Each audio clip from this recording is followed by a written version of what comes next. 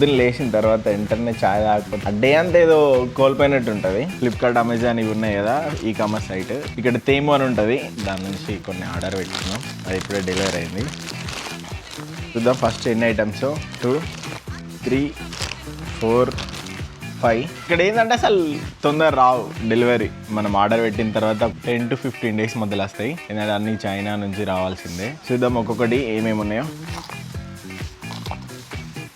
First వచ్చేసి light, camera కోసం cable. వా బాగుంది.